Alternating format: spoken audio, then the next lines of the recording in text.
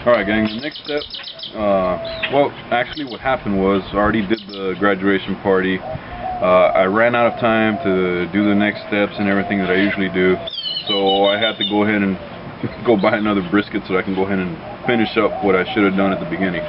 By the way, the graduation party went great. We had a blast, everybody had fun, we ate, and it was all good.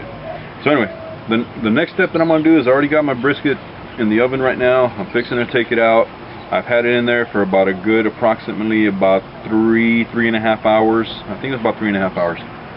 And what I'm going to do now is bring it out to the pit, probably cook it for about another 1.5 hours, 2 hours, depending on how it's looking. The brisket that I have now is a little bit smaller than the other ones that I had for the party.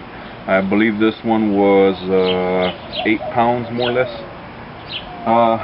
So what I did is I went out and I bought the charcoal that I like to use, which is Carbon El Toro, which is 100% mesquite, and mesquite is like a big time wood down here in Texas. That's majorly, you know, all the types of trees we have down here is just mesquite trees and ash and oak.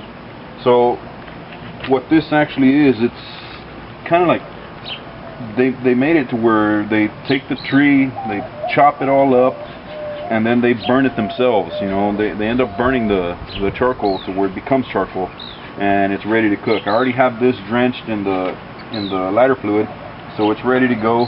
What I'm gonna end up doing is I'll light this up, I'll start the fire, and once I have the fire going, and I'll just go ahead and get the grills and I'll clean the grills out, clean them all up and everything. If you guys need tips on that, on how to start from scratch as far as your fire, the grills and everything, I should have it posted up also as well for cooking the fajitas.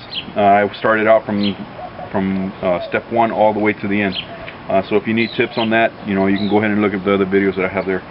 Once I start up the fire and the fire's already died down to the way I want it, I'm going to go ahead and I'm going to be cooking the brisket on indirect heat, where that means that all my heat will be over to one side of the pit and my brisket will be on the other side. So it's basically just going to cook like it is in the oven. The only reason I'm bringing it out here now is so we can go ahead and get some of that wood flavor into the brisket and get it tasting really nice and good.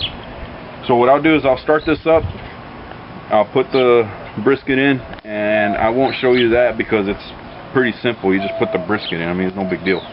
The next show, or not the next show, but the next step that I'll film will be checking the brisket to make sure it's looking good.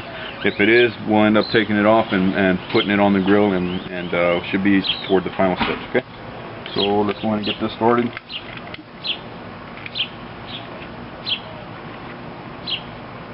So we'll go ahead and we'll just let this fire up. Once it's fired up, ready to go, it should be good.